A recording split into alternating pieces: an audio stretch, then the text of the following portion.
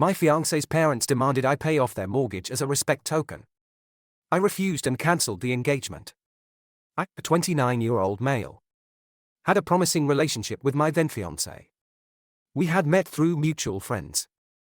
And for over a year, our connection seemed genuine.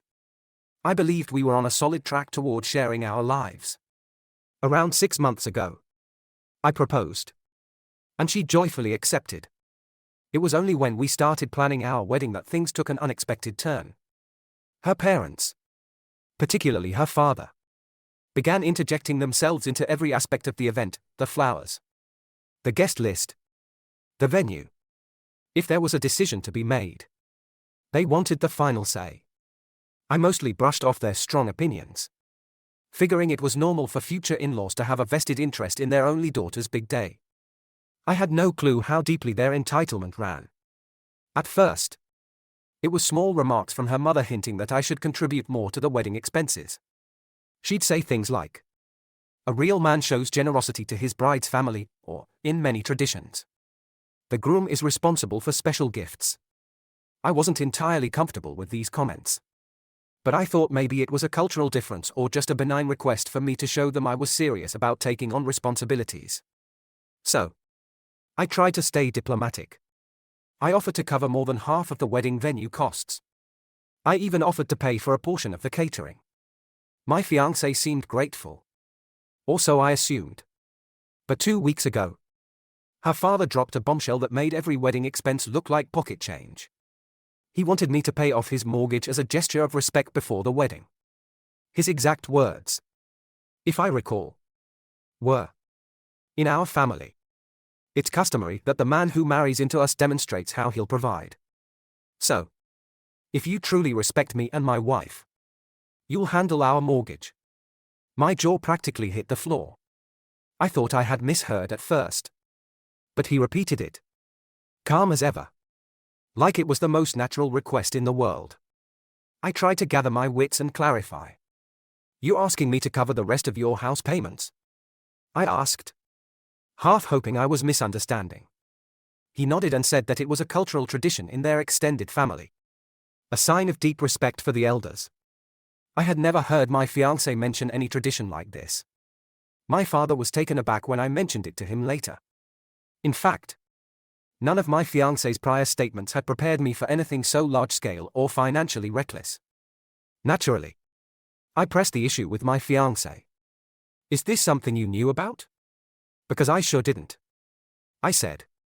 She admitted that she was aware her parents might request something big, but she had hoped it would be more symbolic, like a generous wedding gift or a bigger reception.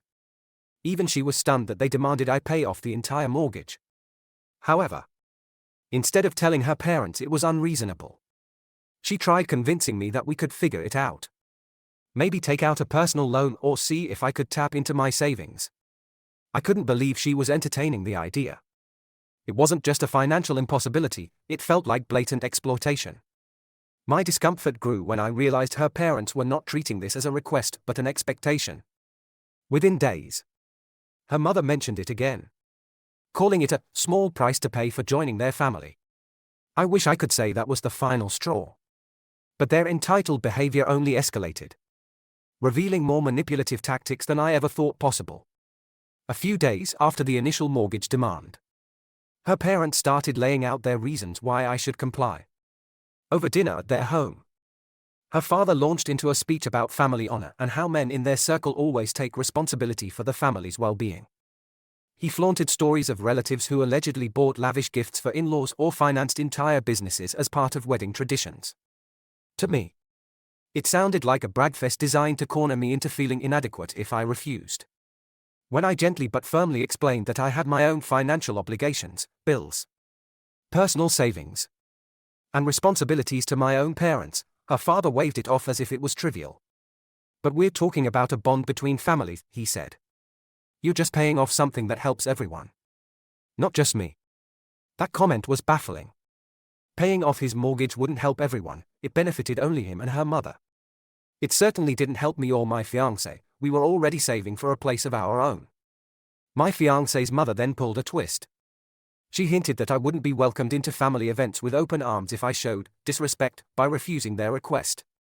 She leaned forward, giving me a disapproving look, and said, "You should understand that we don't want tension in the family. If you say no, it'll set a negative precedent for the future." It felt like blackmail. Do this, or you're out, an ultimatum. That evening, I confronted my fiancée in private, hoping she would see reason. Instead, she seemed torn but still tried to mediate. "Let's calm down and see if we can work something out. Maybe you pay half now and half in a year." Her parents' mortgage was not a trivial amount. We were talking tens of thousands, if not more. They apparently still had a considerable balance.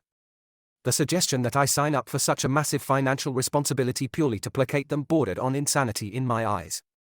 I asked her point blank how she could expect me to do this. And she said, "I just don't want to upset them." That response crushed me. She was more concerned about keeping her parents happy than about building a stable, equitable foundation for our marriage.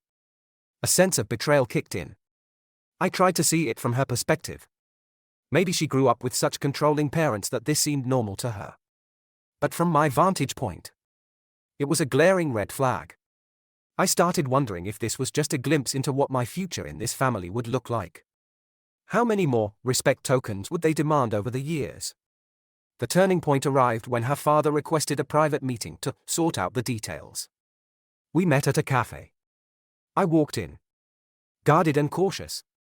He was already sipping a drink, flipping through a folder. After we exchanged brief pleasantries, he laid out paperwork that itemized his mortgage balance, monthly interest, even a schedule of how soon it could be paid off if I made large lump sum payments. It was shocking how methodical he was. He acted like we were finalizing a business transaction. He even pointed out that once his mortgage was cleared, I might gain respect from the rest of his family and become something of a local hero. I felt physically ill at his boldness. "I'm not comfortable doing this," I said. "It's not my responsibility to pay off your mortgage."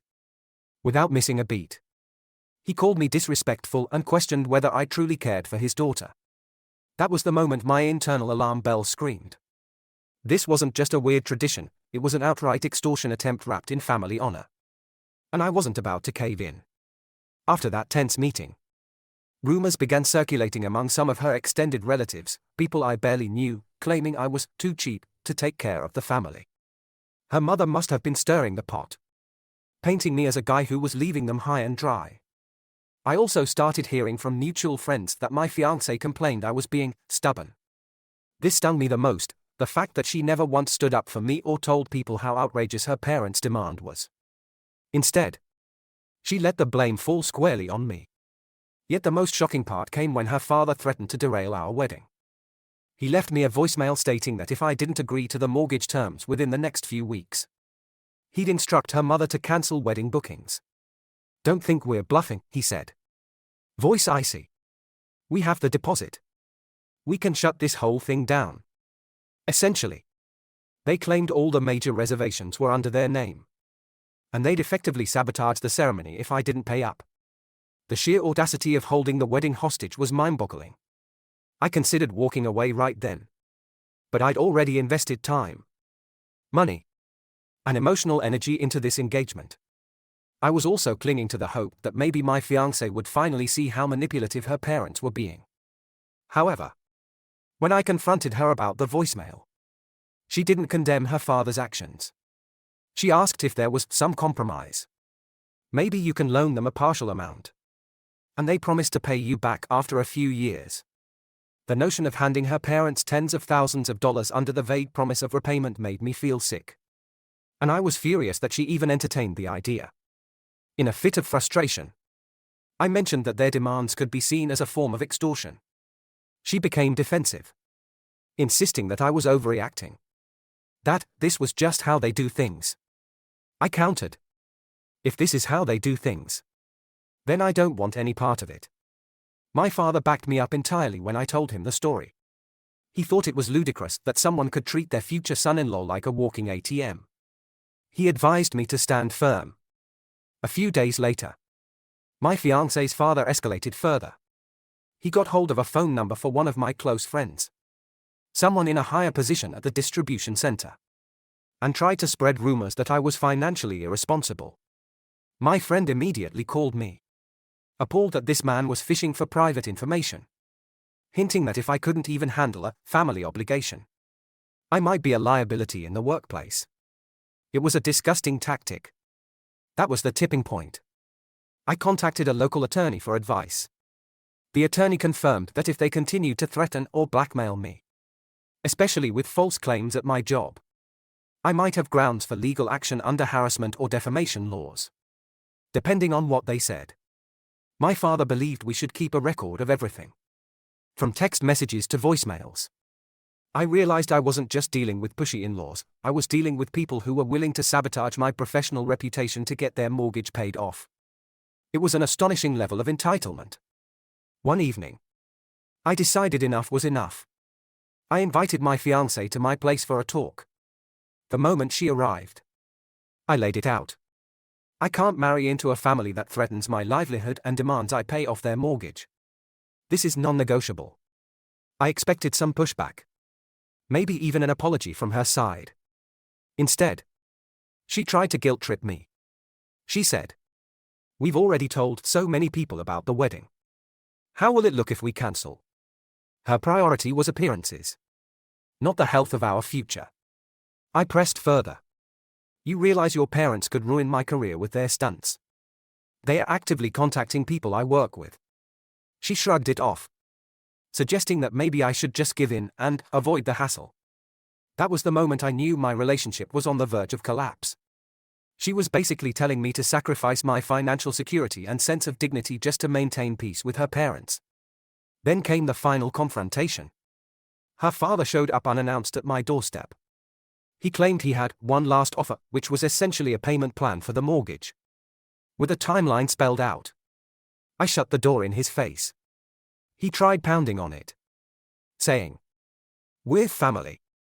Let's talk like adults." But in my eyes, family doesn't extort each other.